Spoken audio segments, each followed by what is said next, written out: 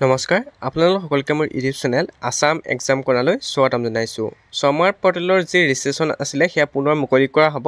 যিসকল ছাত্ৰ ছাত্ৰীয়ে ৰেজিষ্ট্ৰেশ্যন কৰিবলৈ থাকি গ'ল বা তেওঁলোকৰ এডমিশ্যন কৰিবলৈ থাকি গ'ল তেওঁলোকে ৰেজিষ্ট্ৰেশ্যন কৰিব পাৰিব।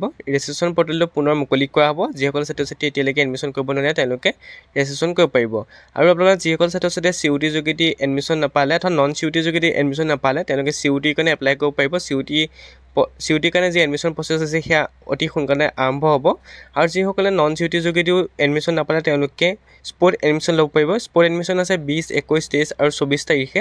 স্পট এডমিশ্যনৰ কাৰণে কেনেকৈ আপোনালোকে এডমিশ্যন ল'ব বা কি তথ্য আছে বা চিট ক'ত খালী থাকি গ'ল সেইখিনি কথা আপোনালোকে জানিব লাগিব। গতিকে সেইখিনি কথা মই আপোনালোকক জনাই দিম যেতিয়া আপোনালোকৰ 20 বা 19 তাৰিখে জনাই দিম ক'ত আপোনালোকে এডমিশ্যন ল'ব পাৰিব আৰু কোনখন কলেজত কিমান চিট খালী থাকি গ'ল আপোনাৰ কেটেগৰী লৈ সেইখিনি কথা মই জনাই দিম। গতিকে আপোনালোকে স্পট এডমিশ্যনো তেনেকৈ কৰিব পাৰিব। আৰু যিসকলে ৰেজিষ্ট্ৰেশ্যন কৰিবলৈ থাকি গ'ল তেওঁলোকে ৰেজিষ্ট্ৰেশ্যন কৰিব পাৰিব 19 জুন তাৰিখে। হয়তো এদিনৰ কাৰণে পৰ্টেলটো অ'পেন হ'ব পাৰে। 19 জুন তাৰিখে আপোনালোকে ৰেজিষ্ট্ৰেশ্যন কৰি ল'ব। ইতিমধ্যে মই ভিডিঅ' বনোৱা আছে, চাই ল'ব পাৰিব। ছমাৰ পৰ্টেল ৰিঅ'পেন হোৱা মাত্ৰকে আপোনালোকে ৰেজিষ্ট্ৰেশ্যন কৰি ল'ব। ৰেজিষ্ট্ৰেশ্যন কৰাৰ পিছত আপোনালোকে এডমিশ্যনৰ কাৰণে এপ্লাই কৰিব পাৰিব। গতিকে আপোনালোকে যিসকলে এতিয়ালৈকে ৰেজিষ্ট্ৰেশ্যন কৰিব নোৱাৰিলে অথবা এডমিশ্যন ল'ব নোৱাৰিলে তেওঁলোকে 19 জুন তাৰিখে পুনৰ ৰেজিষ্ট্ৰেশ্যন কৰিব পাৰিব।